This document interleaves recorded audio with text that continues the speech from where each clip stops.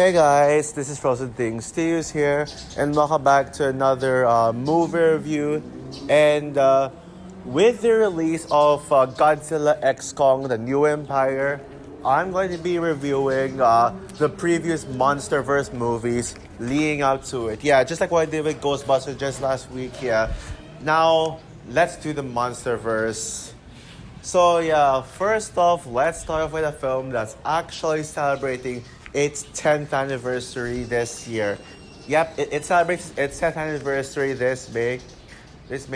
And we're talking about Godzilla 2014, or simply put, Godzilla. So Godzilla came out in the year 2014 and is a reboot to a bunch of American Godzilla films that constantly kept screwing it up. Cuff cuff, Roland Emmerich Godzilla. And yeah, is directed by Gareth Edwards, the same director as Rogue One, the creator, and the upcoming Jurassic film. And it stars Aaron Taylor Johnson, Elizabeth Olsen, Bryan Cranston, Ken Watanabe, Sally Hawkins, that's right. And so Godzilla tells the story of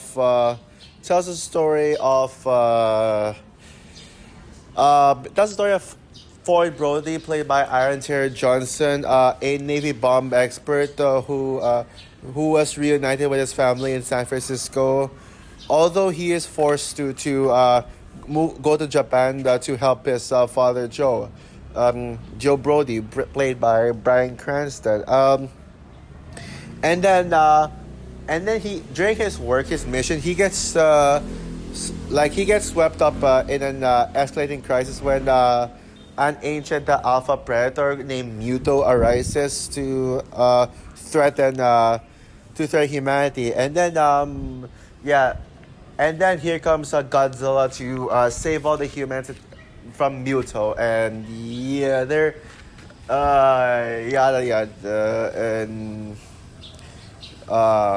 yeah, that's the plot for it. That's it. So yeah, guys. Now I have actually only reviewed one Godzilla movie so far. Well, now actually I have actually not reviewed the Godzilla movie before. Yeah, I was actually going to be doing a full review on Godzilla -1, but I never really got around to review it yet. Yeah, I wanted to review the film, but yeah, actually, I didn't really have enough time to review it. Or maybe I did, I just forgot. Sometimes I don't usually keep track on what movies I review. But yeah, but I actually remember actually talking about Godzilla -1. Besides my chair reactions for Godzilla vs. X Kong, I actually barely talk about Godzilla and I've never even talked about Kong in this in my channel. I did give my thoughts on Godzilla -1 in my top 10 in my top 10 favorite movies of 2023 list. I'm actually still debating on whether Godzilla should be in my top 10 or Poor Things, or maybe Past Lives, or Iron Claw. Who knows? Yeah, it's kind of those movies having a competition, but I did put Poor Things for now, but so we'll see about that. But don't worry, guys. If you guys are wondering when I'm actually going to review Godzilla -1, and if I'm going to, I will review the film when it comes out on digital, so that I can give the movie a rewatch, and I can give a full review on it. But seriously, when in the hell are they ever going to release a movie in digital? I'm not gonna rewatch the movie fucking camcorded. But anyways, now let's focus on Godzilla. Fun fact, guys, this is actually the movie that introduced me to Godzilla. Yeah, I have never seen Godzilla before, like, not even on TV. I've heard of Godzilla, and just the fact that he's a giant bad lizard or something. He's supposed to be bad guy. Yeah, and yes, and then my dad is actually a huge fan of Godzilla movies. Heck, Godzilla -1 was actually his favorite movie. My dad's favorite movie, 2023, believe it or not. Yeah, my dad like still being a Godzilla fan at the time, like he like constantly being a Godzilla fan from then until now. He told me to see his movie in theaters back in 2014, and I liked it. I didn't love it. I wasn't like, wow, this is one of my favorite movies. I never said that. I remember enjoying it at the time, but just by the fact that I didn't really have a mindset, and I barely knew much about Godzilla. But yeah, as a critic myself, I am not a fan of this movie. I think longtime followers of mine would know that I am not a fan of this movie. Yeah, I mean, I liked it back then because I didn't really have a big mindset. I wouldn't have realized that this was a bad movie. But I have a feeling if I was a Godzilla fan, I would have been disappointed with this movie because disappointed with this movie. But yes, I saw this movie now, and upon rewatching this movie, oh boy, yeah, this movie is bad, man. I'm sorry. I really wanted to see the appeal to this, considering that I'm a growing cinephile. I was thinking that maybe there's something to like artistically, if I can't really find personal enjoyment in this one, but nope. Like, yeah. Now it's not a hateable movie by any means. It's not really a movie I would rant on, as there are some good things to say about this movie. And yeah, maybe I'll just get to I'll talk about what I liked about this film first, because yeah, there's a few that I liked. I would say that there are some human characters that I actually like. Specifically, Elizabeth Olsen and Bryan Cranston. Yeah, Elizabeth Olsen is actually the star of the movie. Yeah, maybe I am biased because I am a fan of Elizabeth Olsen, especially Wanda and Love and Death. Yeah, love her in both projects. So she was amazing. And I gotta say, I think her character, what's her name again? Elle Brody, is actually one of the better MonsterVerse characters. Yeah, if I were to make a top five, if I were to make a top five favorite MonsterVerse human characters, I personally put her on the list. Yeah, I actually include her in that list of my favorite MonsterVerse human characters. Maybe I'll probably make a list of it. Maybe I could actually talk about who my favorite MonsterVerse human characters are, and because I know people would usually hate on the MonsterVerse human characters. Yeah, it is true that they don't get enough development, and they get way too much focus despite not having enough development. But let's be really here. There are actually some good human characters. Spoiler alert, either Gia or Madison is my favorite. Right now I'm saying Madison, but maybe if they handle Gia's character really well in Godzilla X Kong, she'll be my favorite. She'll become my favorite MonsterVerse character. But yeah, Elizabeth Olsen does give a pretty solid performances. Probably her weakest performance from all the ones I've seen. And I've seen Wind River, by the way, underrated film. But yeah, really like Elizabeth Olsen. Bryan Cranston is great. He's like the heart of the movie.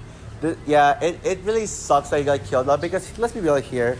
The movie could have been a tad bit better with him in it, with him more. I mean, Bryan Cranston gave such a great performance, and yeah, there is some heart and emotion to him, and some great acting. But he was just horribly wasted. I'll talk more about it later when I get to the flaw section.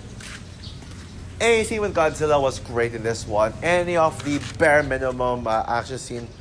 There was one action scene I disliked, but I didn't really like that much. But I'll get to that later on. But the action scenes are actually pretty good. Now, yes, I do have some problems with the action scenes, which I'll get to them in a bit. But outside of some minor issues I have with the action scenes, they're all pretty good for the most part.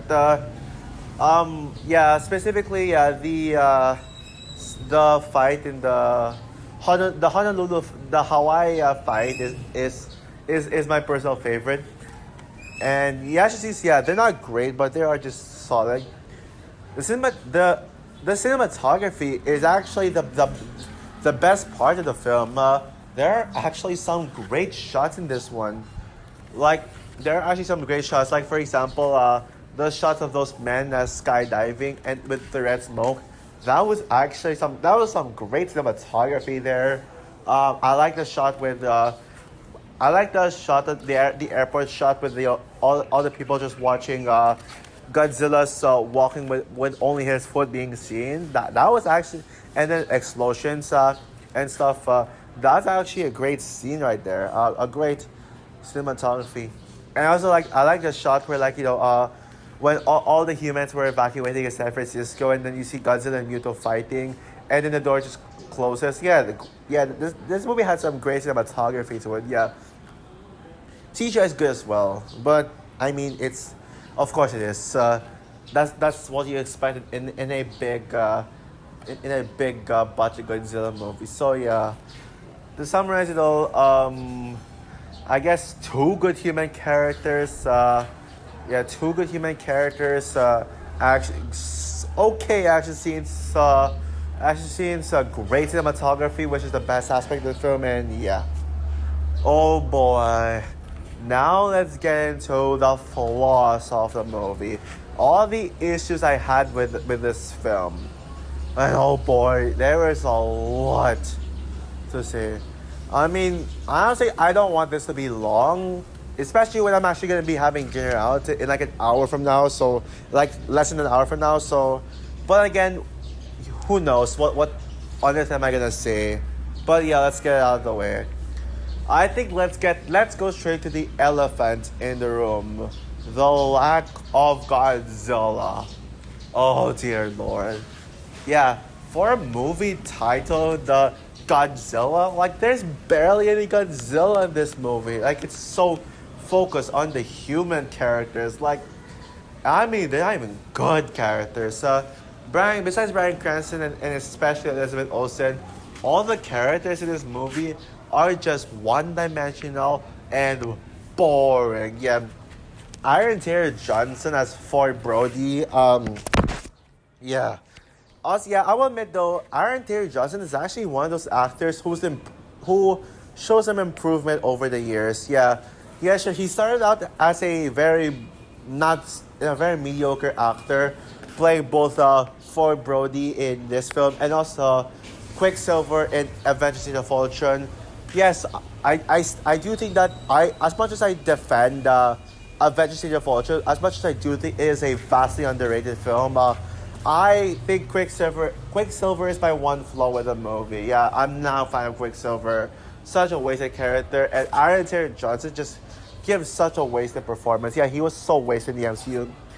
But then he started getting great roles, especially in Bullet Train. Bullet Train showed that Aaron Taylor Johnson actually showed some improvement as an actor, and now and in him as Kraven shows some promise, and I wouldn't mind him. I think he would be a pretty solid Bond, but this is the era where Aaron Taylor Johnson was seen as just a not very good actor, and this is just a prime example of what Aaron Taylor Johnson's reputation was like back then. Oh dear God, yeah. I'm happy that he improved, but then again, yeah. And Ken Watanabe and Sally Hawkins as well. Like, I actually kind of think they were decent characters in Godzilla King of the Monsters. Like, they actually did improve. They actually did show some significant improvement with both characters in its sequel. But when it comes to them in this film, good lord, they were so forgettable. Like, every time they appear on screen,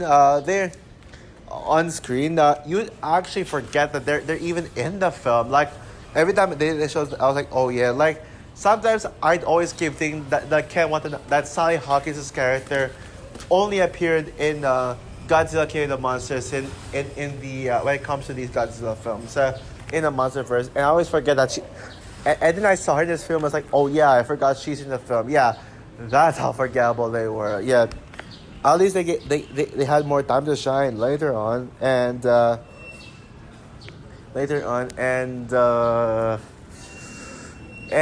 Good God. Like, I hate what they did with Godzilla. Yeah. Yeah, despite him, like, being well designed, him actually feeling like looking scary. I actually don't mind the decision of turning Godzilla into an anti-hero. That's actually not bad of a choice here. But the problem is how the movie just keeps trolling us. Like the movie just keeps showing only glimpses, 1 second glimpses of Godzilla, and we barely see any Godzilla in it. Yeah, we barely see any like we barely see Godzilla in full form. Every time Godzilla appears on screen, it's just they only show his body. Like the camera only shows body. They don't show his face. I mean, Godzilla's just a freaking tease in this one. Like, what the hell? What the hell were you thinking, movie? Like, seriously. Yeah, and we do see Godzilla and Muto fighting, but they're like so far away. And yeah, I can't even think anymore. It just really just upsets me that this is what we went for.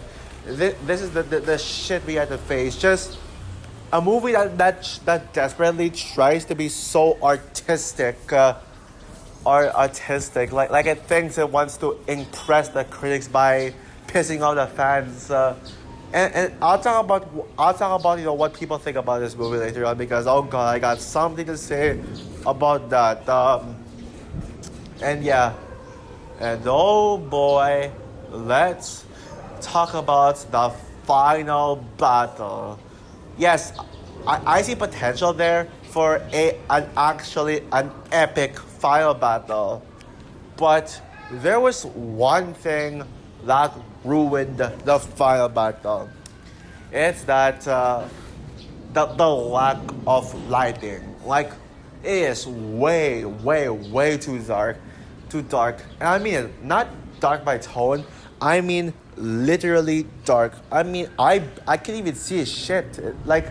It's like I can't even see them fighting, and because of that, like the action scene is so hard to follow, man. Like I couldn't even see shit. Like I mean the only time when I actually saw something is when Godzilla like had that atomic breath, like uses atomic breath on mutant, and then like, oh, now I could actually see them. Like, even though Godzilla King of the Monsters and Godzilla versus Kong, their action scenes that took place during the nighttime, at least they had lighting, so you can actually see their fight. Man. I get this movie wants to be dark, so that it can have some quote unquote cool, unique style to it, but no, it does not work at all. Like, no. Like, people say that Godzilla versus Muto, this one is the best monster versus monster fight scene like ever. Like, really? Yeah. You know what? Honestly, I gotta say it. The Godzilla versus Muto fight battle is the most overrated fight scene in any movie. Yeah, overrated as fuck in my opinion. I mean, jeebus. How the hell is this better than Godzilla versus Ghidorah in King of the Monsters? And it's like, especially Godzilla versus Kong in Godzilla versus Kong. And say what you want about Godzilla, say what you want about Mecha Godzilla being unnecessary in Godzilla versus Kong. I'm actually debating if I think that Mecha Godzilla was actually necessary or not, but at least their fight scene was epic. Like, at least they had an epic fight scene, and yeah, way better than that. Not bad, but rather just a wasted fight battle. It just felt so wasted. And yeah, and man, is this movie boring. Yeah. And if this movie was at least interesting, then I wouldn't have minded Godzilla not showing up that much. Yeah, look at Godzilla -1.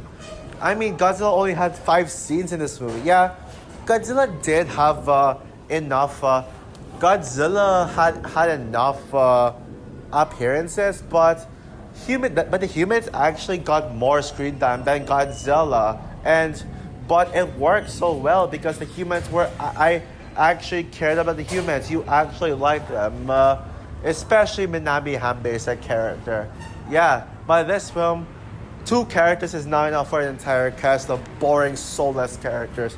Yeah. So overall, Godzilla 2014 is, is by far the worst MonsterVerse movie and the worst, the worst Gareth Edwards movie. I can't believe people overrate this movie. Like people actually think this movie is great. Like they rate this like between 4 and 4.5. They say, oh, it's so good. It's the only good MonsterVerse movie. Yeah, I hear people say that this is the only good MonsterVerse movie. I mean, I find it hypocritical that people just want more Godzilla in these people want, when it comes to these monster movies, people want more monsters. So, when it comes to Godzilla and Kong, I mean, you get films like Godzilla King of the Monsters and Godzilla vs. Kong when they actually had enough of those creatures. Yeah. Godzilla King of the Monsters had a lot of Godzilla in it. I mean, lots of monster action. And in Godzilla vs. Kong, Kong freaking took over the screen. And yeah, people favor a movie, the MonsterVerse, that has less monster and more humans over like more monster and than humans. Like, or at least equal screen time. Like seriously, what? Just silence up, people. I genuinely don't get what people like about this movie. Like, I think this is honestly my second most overrated movie of 2014, second only to behind the box shows. And yes, guys, I will rant on the box shows later this year. So, oh boy, prepare yourselves, box shows fans. Yeah, at least it's not a bad movie, and there are positives to this. But man, every time I rewatch this movie, it gets worse and worse and worse from here. And so with that said, I'm going to give Godzilla 2014 a 2 stars out of 5. Pretty bad movie, I'm sorry. So that's also for my review on Godzilla 2014. This is technically a mini rant if you think about it. Yeah, sort of a mini rant. I'll probably put mini rant in I might put mini rant in the title since it kind of felt like that. But what are your thoughts on Godzilla 2014? Who agrees with me that this is the worst film in the MonsterVerse, or are you actually one of those people who likes this movie and thinks that this is the best film in the MonsterVerse?